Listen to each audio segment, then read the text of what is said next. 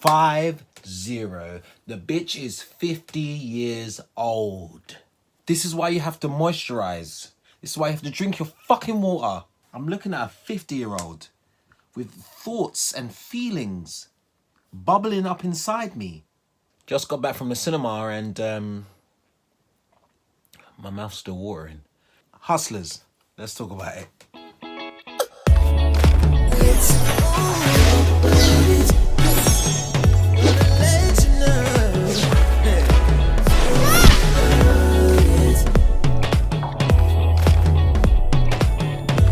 What's going on, people? Welcome back to my channel.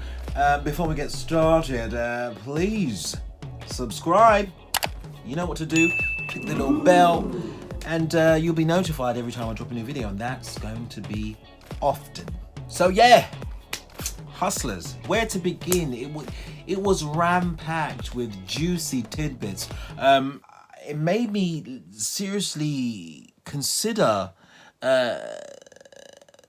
that career choice. Don't let me get a pole in this motherfucker. I done already got me some lights. So we find ourselves with these wonderfully decorated characters in the city of New York. It's a colourful tale of exotic dancers swimming their way through the crash of the stock market, which leads these characters down a path of undesirable criminology. Now basically everyone's broke because obviously the recession and that. So yeah, they have to, think outside the box and like, how are we gonna hustle these Wall Street guys into the club, and how are we gonna get, because they're not throwing up the dollars no more. So how am I gonna pay my rent, bitch? When we're introduced to the main character, which is Destiny, or what's her name? Dorothy. You know what? This is not Candace, bitch. She's struggling. Like, she's so wet behind the fucking ears. She can't move. She's stiff as fuck. She ain't got no sexual energy exuding. Like, listen, that doesn't really change throughout this movie. I'm just gonna let you know. Like, she, as much as she just kind of stays at this novice level, and everything that's going on with the story masks that she's not that great of a stripper. You see her wind up a couple times, but even then it's just like, hurting her much? I struggled with Constance in this role. I'm not gonna lie to you. I think it's the bang. We're gonna talk about the likes and dislikes, and that was definitely a dislike. So with that being said, let's just move on to the fucking meat and potatoes of this story. Jennifer Lopez, 50. She's been on this earth for 50 years, guys.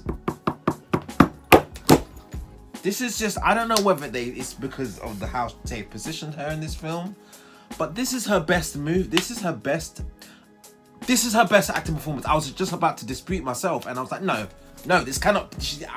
If she'd done better than this, I would have heard about it. This is the best shit she's ever done. This is the best move this is the best decision she could have made. Jennifer Lopez, fucking J.Lo, plays Ramona Vega. Her acting, her physical attributes, her bosom. This review is going to take really long because I can't deal. Breasts, stomach, derriere. One thing I hate, right? Because some people are going to be thinking this, and I know that I need to shoot this mentality out of the sky with a rifle or a bazooka. When you see a celebrity that looks good, has an amazing body, stop saying shit like, oh, it's only because they had a personal trainer, and it's only because they had this certain diet, and they were... Bruv, who gives a fuck, man? Who gives a fuck? What's the result? The result is that they look bad now. Bad as in good. They look bad now. That's like saying, you got really straight teeth, and then someone fucking interjecting and being like, oh yeah, that's only because they got braces when they were 16. So the teeth aren't really straight now. Is that what you're saying? Or if you had the money, you would do whatever it takes and pay whatever it takes to look good, man. So whether she's literally 1000% on some vegan diet that's making her body look like she's Wonder Woman, or she's having lipo every fucking week, who cares? You do exactly the same thing to get those Ross-Clark results. Because when you see her body in this film, it's not a joke, yeah? There's not one cackle in the room. Could be lipo. Lipo your fucking mouth and shut the fuck up. Sorry, I just find that annoying. Listen, let's talk about the wardrobe. When I tell you the consistency of her wardrobe and the looks and how they put her together in this film is so disgusting. I was in the cinema taking notes of, okay, cool, the white dress with the button with the thing off the shoulder and blah, blah, blah. And I thought, it got to like the 7th outfit and I was like, there's no point. Let's just say every fucking outfit is fire and then just call it a day. She's an absolute spectacle in this film. I don't even know how she, at 50 years old, this bitch is still evolving into something that makes me want to jump out the window, eyes first. It must have been in her contract. It must have been a contractual thing that they agreed on. Jennifer Lopez Hustler's contract. Okay, let's see what we have. Found it. See? It says here, there will be no occasion wherein the talent, Jennifer Lopez, is portrayed to be broke, busted, malnourished, or anything that could potentially tarnish public perceptions and her reputation as an unmitigated living legend and or unstoppable force of sexual nature. It goes on for a few paragraphs, potential Oscar, etc., etc. But yeah, see? Let me explain to you why the trailer and the posters say and Cardi B. It's because she's in this film for, I don't know, 14 seconds. It's criminal. I wanted her throughout. The character itself doesn't really stretch her because obviously she's got a history of exotic dancing. But when the Wall Street shit happens, like everything has a shift and then you just don't see her anymore and it's like, heartbroken, because I mean she steals every scene that she's in, the 3 scenes that she's in. If J.Lo didn't look so good through the whole thing, then this would have got, I would have protested. Who else? Oh, Lizzo, obviously. Lizzo smashed it, managed to get the fucking flute in there somehow for no reason. She's just in the dressing room just playing the flute. Obviously, you got to keep on brand, I get it. But yeah, she was out here twerking, working the pole. She had her Sagittariuses out. As in,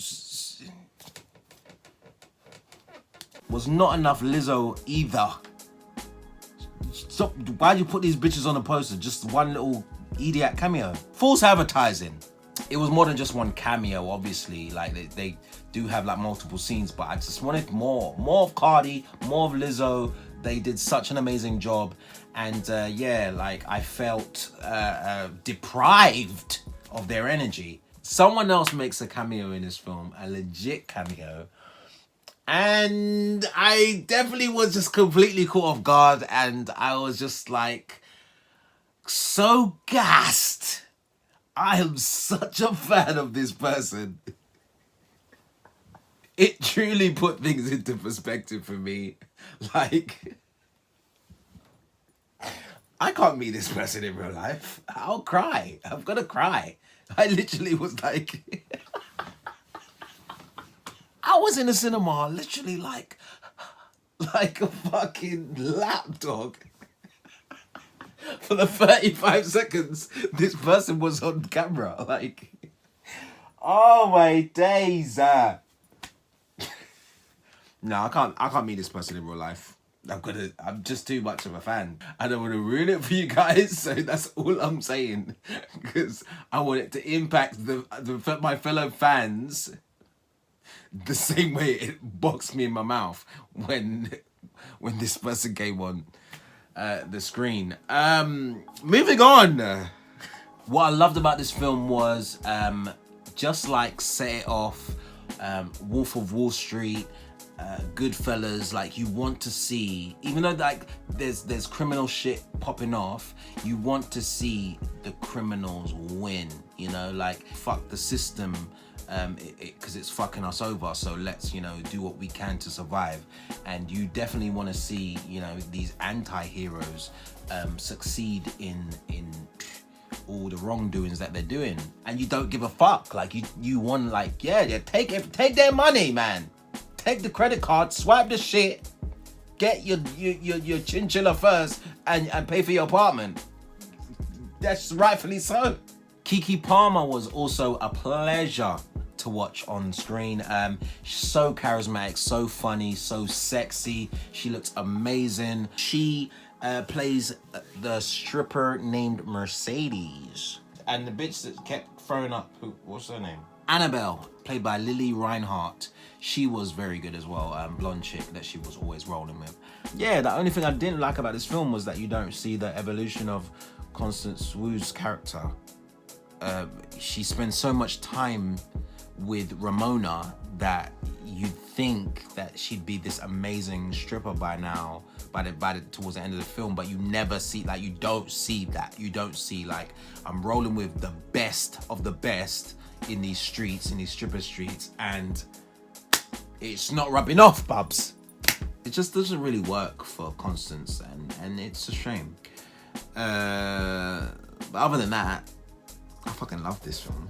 It's kind of telling that a female directed this movie, mainly because it has like a, you know, a very empowering vibe, girl power throughout, despite it being about stripping. Like, you know, it glamorizes it. It makes you seriously consider, like, jumping on a couple poles, because the way J.Lo, Ramona, is driving around in an Escalade, has all the furs, has all the jewelry, has all the shoes, all the bags, you know, the apartment overlooking the city, like, on a stripper salary.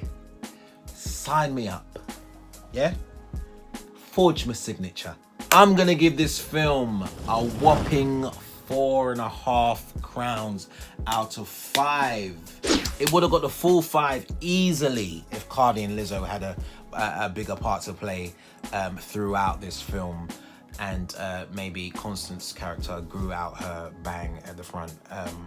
But yeah, drop me a comment and let me know what you thought about this film, and if you haven't gone to see it yet, please hurry up and witness J.Lo in all her scintillating glory. All my social media and details about this film will be in the description box below. Yeah, give me a thumbs up, share this video with your friends, and do not forget to subscribe. That's me done. I love you guys. Peace.